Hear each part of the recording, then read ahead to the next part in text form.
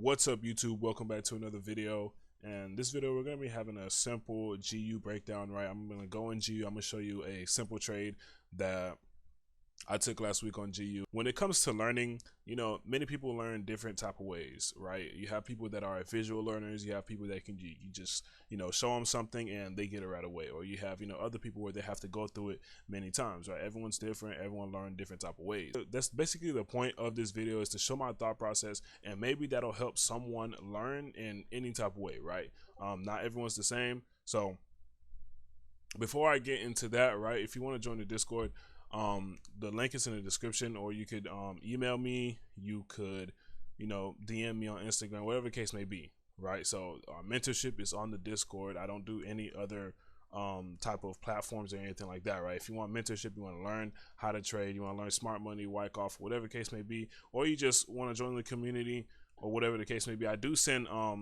my trade ideas and everything in here as well.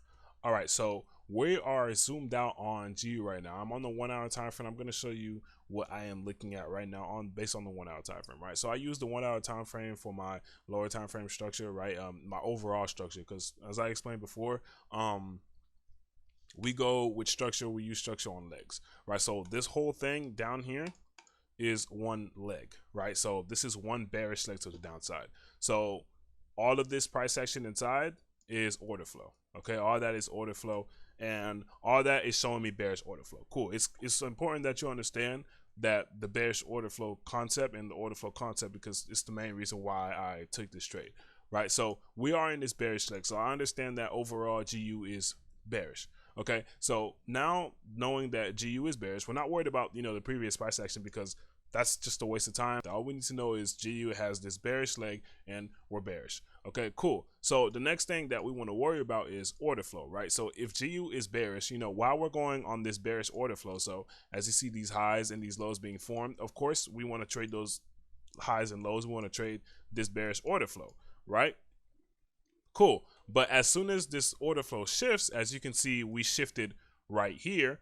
When we broke this high, you can see that now we aren't in this bullish order flow. Doesn't mean the structure has changed. So we understand that, yes, GU is still bearish, but right now we are in a counter trend, right? We are in a counter trend. We are in a retracement. We're in a pullback. So as we're going on this pullback, now we have bullish order flow. Okay, now we have this bullish order flow going. Why is this bullish order flow going? Is because we're going to target supply, right? We're going to target this high. Either we're going to come up here to make another low, right, to continue this bearish structure, or we could potentially break this high and become bullish, right? Either one could happen, but that's not where we're at right now. Where we're at right now is this bullish order flow. So instead of waiting all this time for the market to come up here, what you can do is you can take this counter trend. Counter trend trading can be very dangerous if you don't know what you're doing. So usually I like to take counter trend on a reversal. So I would like to take this right here. This would be my best possible entry, or whatever case may be, is the reversal. So this whole thing as a reversal would be my best possible entry. And then after that, I'll play close to the order flow. But once we reach this area, once we start getting into this premium pricing, as you see we are right now, once we start getting into this premium pricing, you have to be careful. All right, be careful with this order flow, because now you're reaching supply. So meaning the market could shift and continue that bearish structure that we're originally on. All right, so just be careful of that. So zooming in, right, as we said before, we have this bullish order flow going on. So we got highs and lows being placed. We got higher highs and we got higher lows, right? So we're in this bullish order flow. Structure has not changed. The order flow has changed.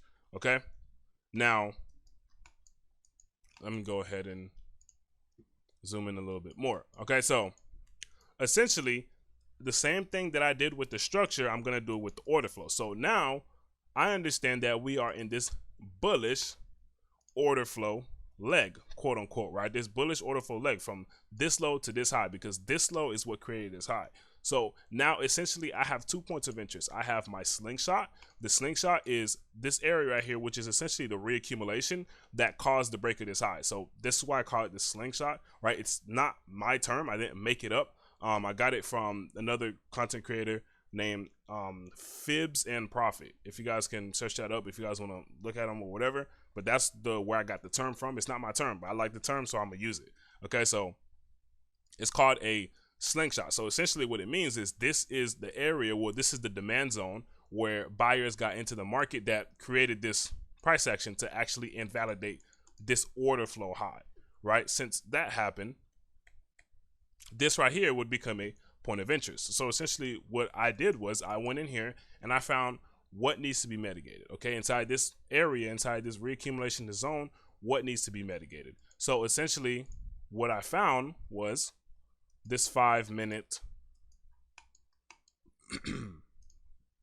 what I found was this 5-minute candle right here. This essentially was the 8:30 candle. This is where most of the price action got in. This is where that that big spike to the downside. So it's showing me that institutions are active right here at this candle. At this time, institutions were active. So that was my point of interest. Okay. So I didn't take a limit order from here, and I'm going to explain why. So remember what I was saying with this leg, quote unquote, right? This bullish order flow leg.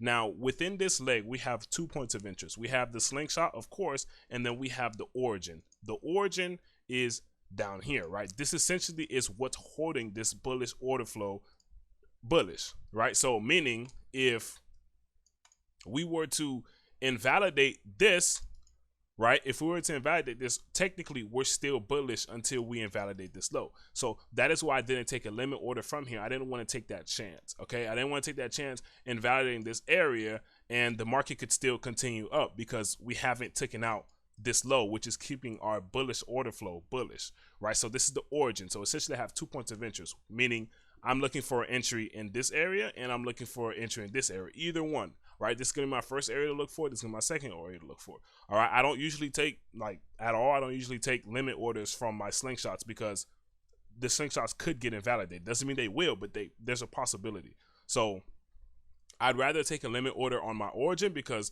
the chances of this getting invalidated in this is less likely. All right. Because this is the origin of the whole leg. Okay. So essentially that was my thought process behind that. So those are your 2 points of interest. So as the market starts going down, right, what you notice this big bearish price action going on. All right, cool. The first thing that I notice here is this big bearish price action. So one thing that came to my head is, okay, now I want to see the market slow down. All right, so I was on the 1 minute time frame. So when you're looking for lower time frame entries, understand you can be on the 1 minute, 2 minute, 3 minute, 4 minute, 5 minute, 6 minute. All of these time frames, all of these are considered lower time frame. So what you want to do is you want to use the time frame that looks the best to you, right? Not meaning if you use the 6 minute one day, you use the 6 minute again. No, use the 6 minute on this chart, and maybe on the next chart you're looking at, the 1 minute looks better, right? Use the time frame that looks the best according to that pair or according to what you're looking at. Okay, don't just oh, I'm always gonna use 5 minute. That's not realistic. Okay, so now what we're looking for, we're looking for price action to slow down. We're looking for this bearish move, this bearishness to slow down and indicate that some buyers are getting into the market. All right, my first case of this was this right here. All right, that was my first case. All right, I was seeing this, so I was like, okay, we might see something. All right, but that's not enough for me. Okay, I want to see that accumulation. Let me slow it down a little bit so it could kind of zone out.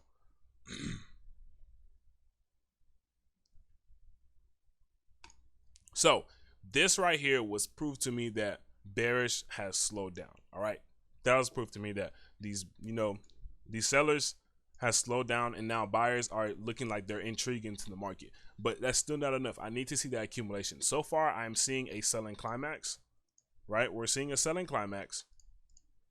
This is our secondary test. So that's the that's the first step of this accumulation that's going on. If this accumulation is going to happen, we need to see that STMB and that spring, right? If it's going to be a type 1. So let me go ahead and draw out the range real quick.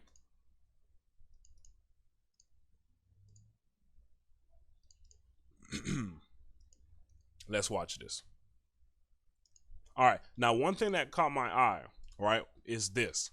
This is important. Why? Because this shows us bullish intent. So by us coming up here and breaking out of this range, this shows us bullish intent towards the upside. So this shows us that the market could be showing some signs of bullishness because we're able to break this high right here. So pay attention to that word intent, right? I'm going to bring it up again. You're going to see why I took this trade and why I took it the way I did. So essentially what I'm seeing now is we're seeing a STMB, all right? So now all we need is a spring. Well, now that I'm talking about it, all we need is the spring. And look what happened. All right, now we have a spring. Remember that word that I said before, intent, bullish intent, right? These candles right here are showing me bullish intent because of momentum. So what you can notice is, notice how slow we're moving towards the downside, but as soon as the market starts to buy, as soon as you see these buyers come in, you see these fast and these long bullish candles. That's showing me intent, right? Breaking these highs, right? That's showing me intent. So that was the purpose of this trade, because we didn't necessarily break this high, which is what I wanted to see, but just by these candles and how we just easily invalidated these, you know, these highs that was formed right here, that was showing me bullish intent. So I was willing to take the risk for this trade. All right, and essentially my entry was off of this candle, because this is the candle that drove us down, right? This is that sponsor candle. That's that volume candle that you want to look for.